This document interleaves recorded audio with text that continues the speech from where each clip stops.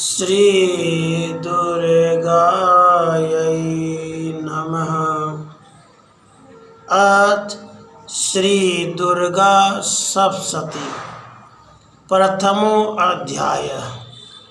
मेधा ऋषि का राजा सूरत और समाधि को भगवती की महिमा बताते हुए मधु कैटभ का प्रसंग सुनाना। विनियोग। ओम प्रथम चरित्रस्य ब्रह्मा ऋषि महाकाली देवता गायत्री छंदः नंदा शक्ति रक्तदंतिका बीजम अग्निस्तवं ऋग्वेदः स्वरूपं श्री महाकाली प्रीत्यर्थे प्रथम चरित्र जपे विनियोगः। प्रथम चित्र के ब्रह्मा ऋषि महाकाली देवता गायत्री छंद नंदा शक्ति रक्तदंतिका बीज अग्नि तत्व और ऋग्वेद स्वरूप है। श्री महाकाली देवता की प्रसन्नता के लिए प्रथम चैत्र के जप में विनियोग किया जाता है। अथ ध्यानम। भगवान विष्णु के सो जाने पर मधु और कैटभ को मारने के लिए कमल जन्मा ब्रह्मा जी ने जिनका स्तवन किया था, उन महाकाली देवी का मैं सेवन करता हूँ। वे अपने 10 हाथों में खड्ग, चक्र, गदा, बाण, धनुष, परीघ, शूल, भुसुंडी, मस्तक और शंख धारण करती हैं। उनके 3 नेत्र हैं। वे समस्त अंगों में दिव्य आभूषणों से विभूषित हैं। उनके शरीर की कांति नीलमणि के समान है तथा वे 10 मुख और 10 पैरों से युक्त हैं। ओम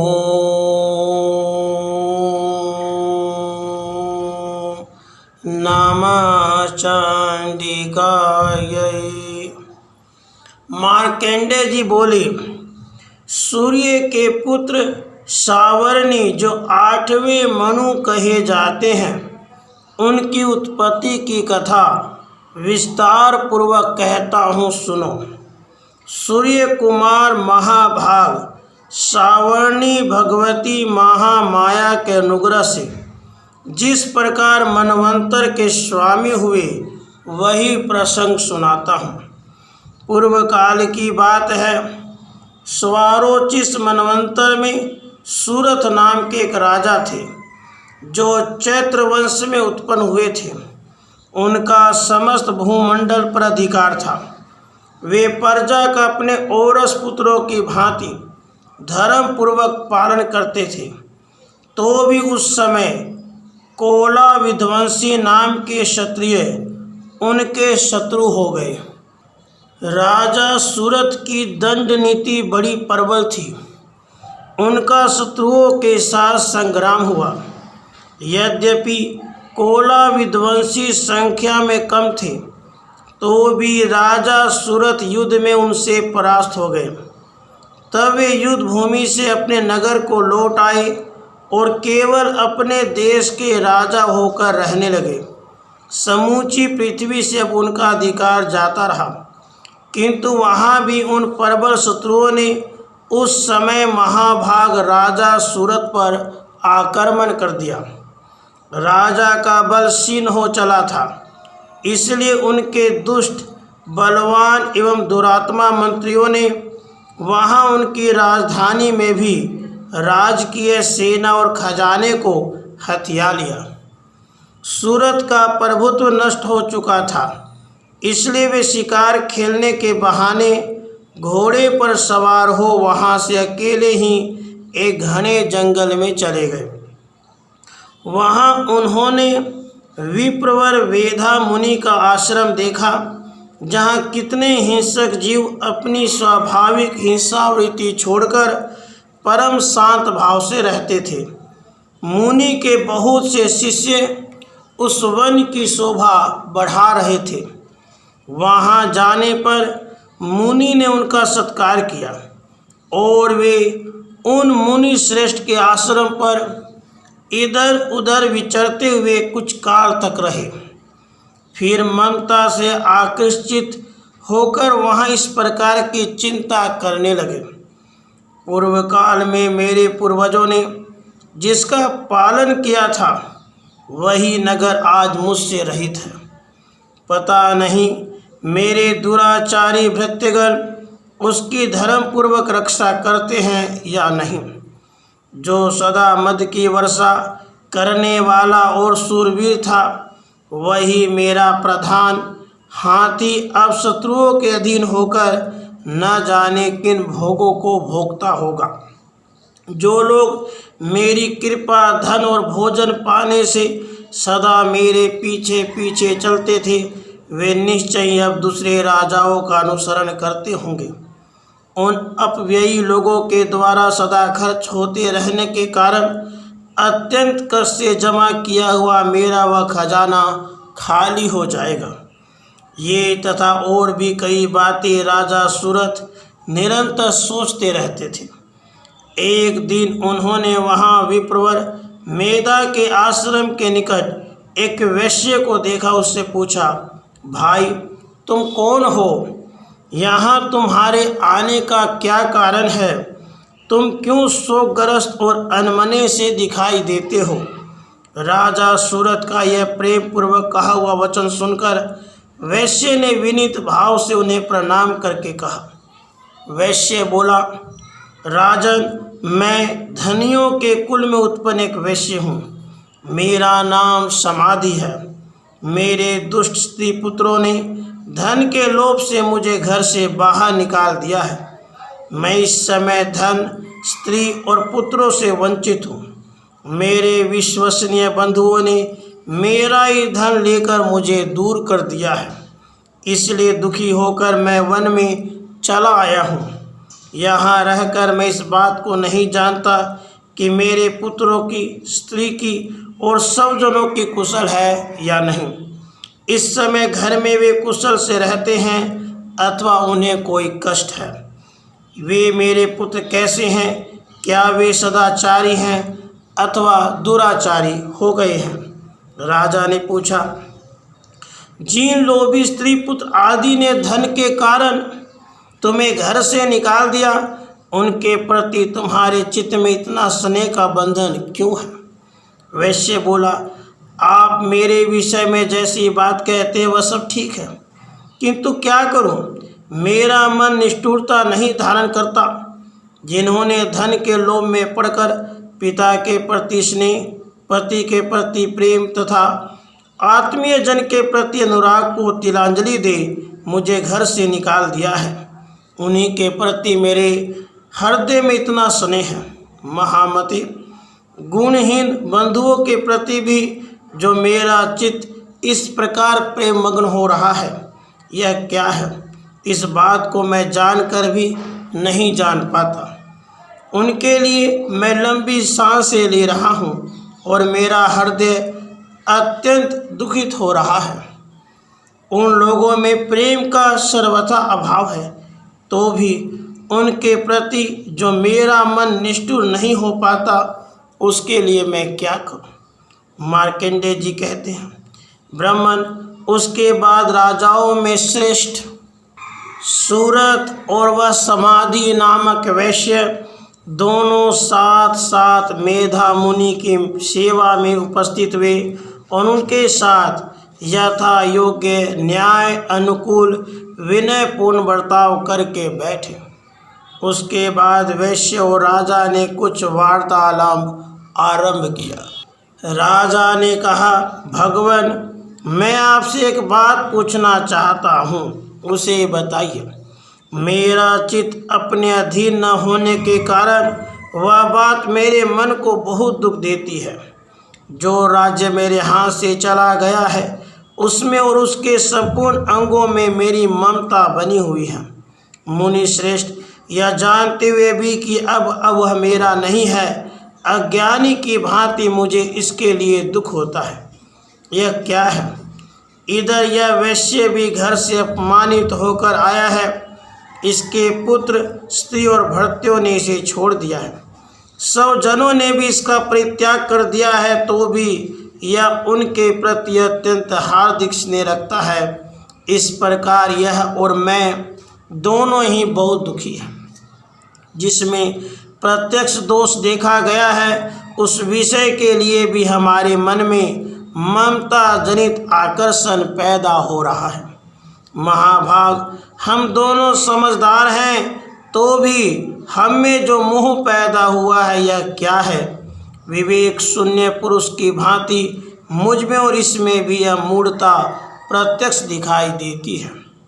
ऋषि बोली, महाभाग, विषय मार्ग का ज्ञान जब जीवों को होता है, इसी प्रकार विषय भी सबके लिए अलग अलग है। कुछ प्राणी दिन में नहीं देखते और दूसरे रात में ही नहीं देखते, तथा कुछ जीव ऐसे हैं जो दिन और रात्रि में ही बराबर ही देखते हैं। यह ठीक है कि मनुष्य समझदार होते हैं, किंतु केवल वे ही ऐसे नहीं होते। पशु, पक्षी और मृग आदि सभी प्राणी समझदार होते हैं। मनुष्यों की समझ भी वैसी होती है जैसी उन मृग और पक्षियों की होती है, तथा जैसी मनुष्यों की होती है वैसी ही उन मृग, पक्षी आदि की होती है। यह तथा अन्य बातें भी प्रायः दोनों में समान ही है। समझ होने पर भी इन पक्षियों को तो देखो, ये स्वयं भूख से पीड़ित होते हुए भी मोहवश बच्चों की चोंच में कितने चाव से अन्न के दाने डाल रहे हैं। नरश्रेष्ठ, क्या तुम नहीं देखते कि ये मनुष्य समझदार होते हुए भी लोभवश अपने किए हुए उपकार का बदला पाने के लिए पुत्रों की अभिलाषा करते हैं? यद्यपि उन सब में समझ की कमी नहीं है, फिर भी वे संसार की स्थिति, जन्म मरण की परंपरा बनाए रखने वाली भगवती महामाया के प्रभाव द्वारा ममता में भंवर से युक्त मोह के गहरे गर्त में गिराए गए हैं। इसमें आश्चर्य नहीं करना चाहिए। जगदीश्वर भगवान विष्णु की योग निद्रा रूपा जो भगवती महामाया है, उन्हीं से यह जगत मोहित हो रहा है। वे भगवती महामाया देवी ज्ञानियों के भी चित्त को बलपूर्वक खींचकर मोह में डाल देती हैं। वे ही संपूर्ण चराचर जगत की सृष्टि करती हैं, तथा वे ही प्रसन्न होने पर मनुष्यों को मुक्ति के लिए वरदान देती हैं। वे ही पराविद्या, संसार बंधन और मोक्ष की हेतु भूता सनातनी देवी तथा संपूर्ण ईश्वरों की भी अधीश्वरी है। राजा ने पूछा, भगवान, जिन्हें आप महामाया कहते हैं वे देवी कौन हैं? ब्राह्मण, उनका आविर्भाव कैसे हुआ? उनके चरित्र कौन कौन हैं? ब्रह्मवेताओं में श्रेष्ठ महर्षि उन देवी का जैसा प्रभाव हो, जैसा स्वरूप हो और जिस प्रकार प्रादुर्भाव हुआ हो, वह सब मैं आपके मुख से सुनना चाहता हूँ। ऋषि बोले, राजन, वास्तव में तो वे देवी नित्य स्वरूपा ही हैं। संपूर्ण जगत उन्हीं का रूप है तथा उन्होंने समस्त विश्व को व्याप्त कर रखा है। फिर भी उनका प्राकट्य अनेक प्रकार से होता है। वह मुझसे सुनो। यद्यपि वे नित्य और अजन्मा हैं, तथापि जब देवताओं का कार्य सिद्ध करने के लिए प्रकट होती हैं, उस समय लोक में उत्पन्न हुई कहलाती है। कल्प के अंत में जब संपूर्ण जगत एकारणों में निमग्न हो रहा था और सबके प्रभु भगवान विष्णु शेषनाग के सैया बिछाकर योग निद्रा का आश्रय ले सो रहे थे, उस समय उनके कानों के मैल से दो भयंकर असुर उत्पन्न हुए, जो मधु और कैटभ के नाम से विख्यात थे। वे दोनों ब्रह्मा जी का वध करने को तैयार हो गए।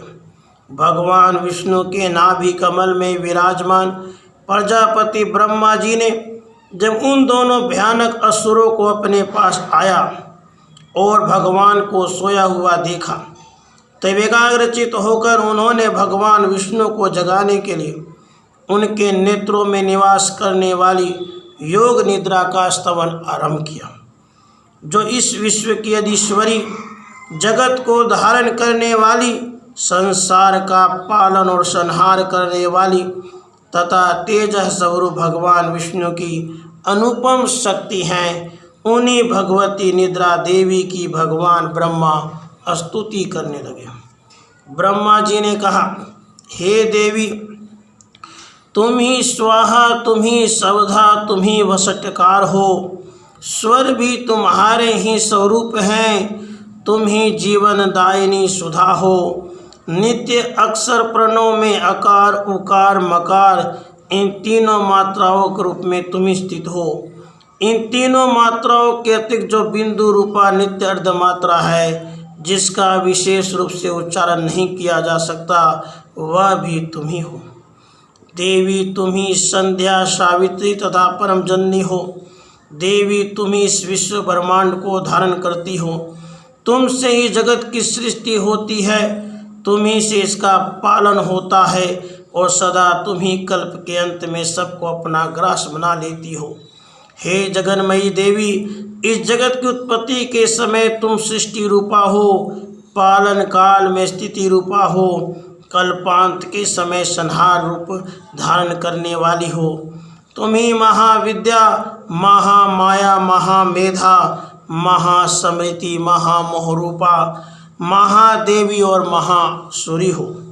तुम ही तीनों गुणों को उत्पन्न करने वाली सबकी प्रकृति हो। भयंकर काल रात्रि, महारात्रि और मोहरात्रि भी तुम ही हो। तुम ही श्री, तुम ही ईश्वरी, तुम ही श्रृंग और तुम ही बोध स्वरूप बुद्धि हो।